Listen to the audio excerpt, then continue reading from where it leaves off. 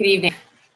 Yes, we work all day long and we don't have time to do this all perfect and coiffed, right? Right.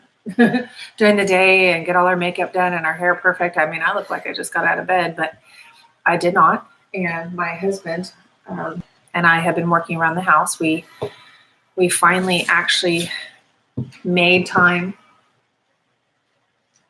to get some things done around the house. Paint the house, clean the kitchen, organize things. We've been remodeling, and it's been a big juggle, especially in light of the fact that real estate is insane right now. So this topic was inspired by a Facebook post I saw, and someone, there's some states right now that are having, even in Houston, babe, how many did you say, how many offers? 19 offers on one home. 19 offers. This is over in Houston in spring? In spring. And not only that, I mean, it actually tells you when you go into the MLS and tells you, okay, you're due to submit your offer by 5 o'clock today. Yeah. So there's so many offers that they say, have your offers in by such and such day, by such and such time, and we'll be responding by such and such day at such and such time. Okay, but what happened was I saw a post recently that said, what do you do when you have all these multiple offer situations? And, in reality, when you're just looking at pieces of paper and you've got 19 offers or 3 offers or 100, 20 offers, like some of these houses, it's not just about money a lot of times. It's about, my goodness, who's going to move into this home? Are they going to be good neighbors? How's their financing? Is the realtor pleasant to work with? Are they manipulative, deceptive? Are they offering me 50 grand over asking just to get the contract accepted, only to start playing games after they escrow and start nitpicking and tearing apart the house and saying, well, you need to give me 50 grand because the house has issues, and so I want to address this situation of letters to simply introduce yourself as a realtor. This is my background. This is how I do business. I care about my people. I care about being a team player. I care about doing what's right, not bait and switching, and I've been doing business this long and I'm working with this family and then introduce you to the family or the couple or the single person. It doesn't matter what their, whatever is, but you just introduce them, right? Because when it comes down to, I know sometimes, at least for me, I want to know the story behind the person, not their color, not their sexuality, because then you get into trouble there. Okay. It's not, you're not going to make a decision based on their color, their sexuality, whether a police officer or a waitress or a, what else would you say that people kind of judge, a mechanic or, yeah, a lot of people, they judge them by what they do, not who they are. Or their ethnicity. Oh, they're Chinese. They're Chinese. Chinese are bad. No. That's why the letter makes such a big difference. But yeah, it can. But here's the caution is that just like someone posted this week, you could get into a situation of being sued for discriminating. And I think, first of all, everybody's too sue happy anyway. And if you didn't get the house, you didn't get the house. That's why our faith is such a critical, it's just the most important part of our job is knowing that God has a house for our clients and God has a buyer for our listings. And we don't have to force it and we don't have to be afraid. Right? Yeah. And something else too, as realtors, we go through a lot of, we have to go through a lot of school and a lot of education. We need to know the laws fairly well. I mean, you go about the fair housing laws, anti-discrimination, everything else like that, 88 from 1988. There's so many things that we have to go through. And you really have to be careful because your fiduciary duty is to your client, right? You need to do the best that you can for your client, but you also have to be cognizant of the laws, laws of the land. And those are federal laws. So you have to be super careful whenever you deal with clients and anything else you're doing with. So. Yeah, and that's a really good point because this. One realtor said, well, when I get cover letters, I just throw them in the trash. They're not part of the contract and it doesn't matter. And it's not whatever. And I'm like, and my response to the guy was, you know what, if you're my realtor and you throw a letter away in the trash that they wrote to me that I could read, then I will terminate you as my realtor and I will seek action against you for breaching your fiduciary duty to me.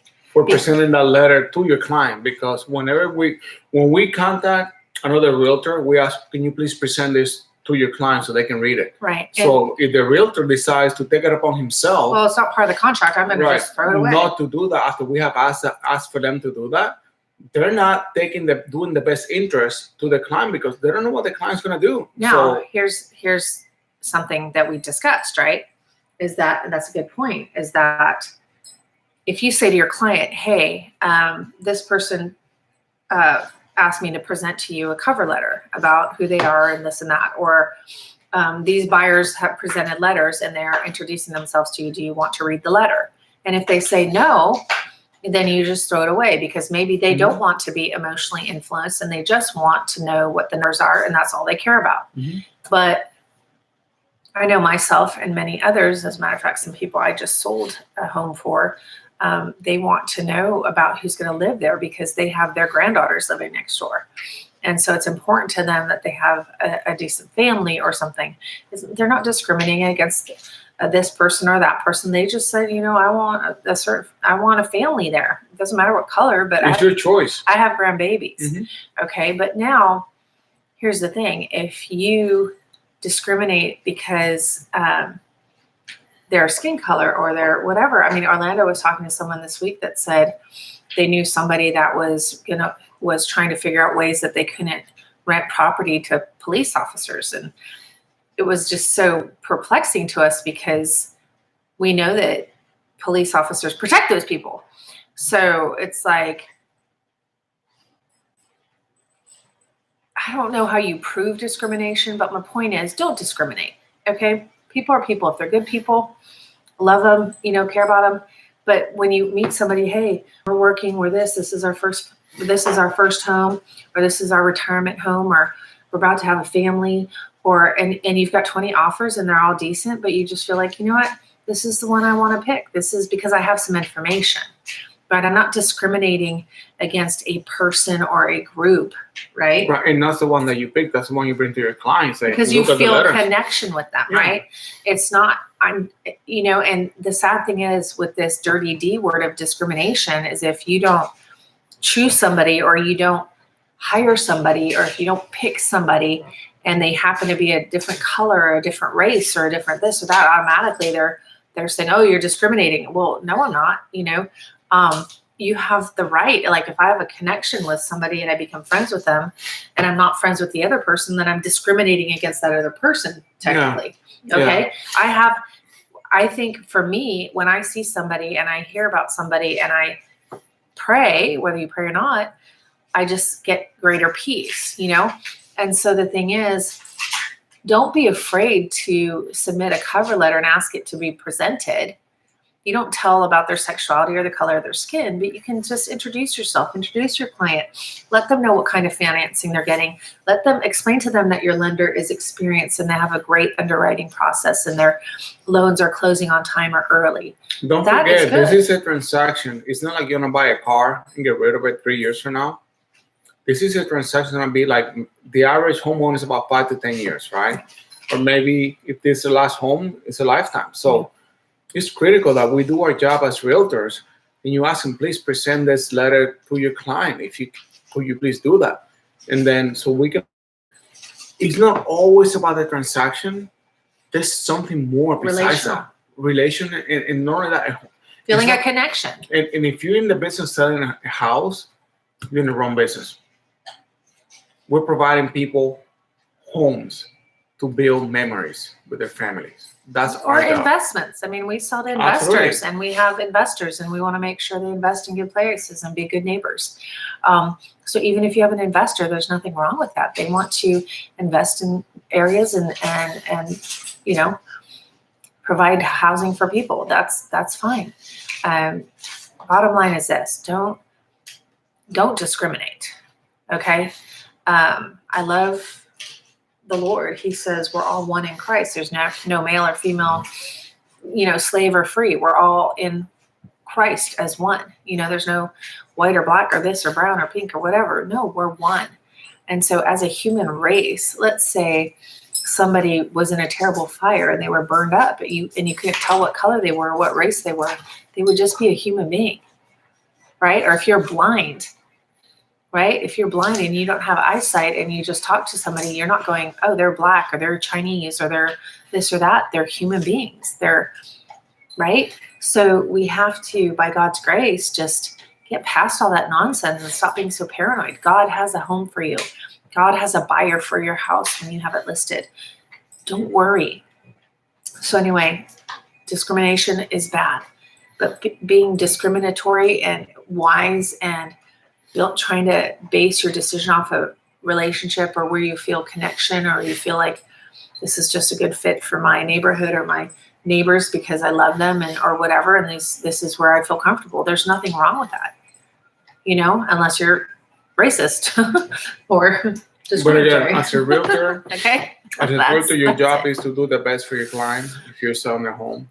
And the takeaway from my perspective is just, if somebody submits a letter about their home, ask your client, would you like to read this letter? Yeah. If they don't, throw it away. If they don't, throw it away. But don't make that decision. I am not going to give this letter to my But let your clients because know not to discriminate. let them, that's just. So if you discriminate, you can have, you may very well have a lawsuit. But if you decide on an offer because you feel more comfortable with it, do the financing or do the family or do the whatever, then that's fine. If you know that the neighbors next door have a 3 and 5 year old and there's 15 offers and there's a family that has a 3 and 5 year old, you might go, you know what, that's kind of cool. Well, let's pick the family with the 3 and 5 year old. There's nothing wrong with that. But you give it to your client. Let your client make the decision. Like my wife said, just let him make a decision. Like his wife said, did you hear that? Like my wife said. Say that again. Like my wife said. Yes. Like I said. Like my wife said, right? Let your client make that decision. Mm-hmm. You're not in a position to make that decision. You should never, ever make that decision for your clients because that falls outside of your fiduciary duty. Yeah. And our fiduciary duty is to our client, meaning we need to be loyal, honest, protective, everything to them. Okay. We've got to protect what they tell us and make sure we keep their best interest in mind above our own desire to make a sale, above our own desire to make a deal with a friend. It's really about truly serving the ones that we are serving at the time. Also, it's your job to counsel them too. As a realtor? As a realtor, you have to counsel them. Yeah, well, you have to know what you're doing. You need to know what you're doing and counsel them. Hey, this is what the market is. This is what it's selling for. This is what you have right now. Yeah. What do you want to do? My last sellers, they didn't pick the highest offer. They didn't feel comfortable with it. They felt like it was almost, they just said, I don't feel comfortable with that. That's too high. It's not fair market value. I don't want someone to spend that much. It's weird. They weren't comfortable with it. So I'm like, okay, that's your decision. So people say, well, just pick the highest and best. No, that's not the only factor. So anyway, that's it. That's tonight's Daily Dose with Jackie O and O. That's right. Right? Okay. Good night. And if we're not very exciting yet, but we can be kind of funny. So I want to, I don't know how to stop this, but feel free to share it. And we're going to be growing. We're going to be sharing more real estate, more faith, more Bible studies, more encouragement. So stay tuned.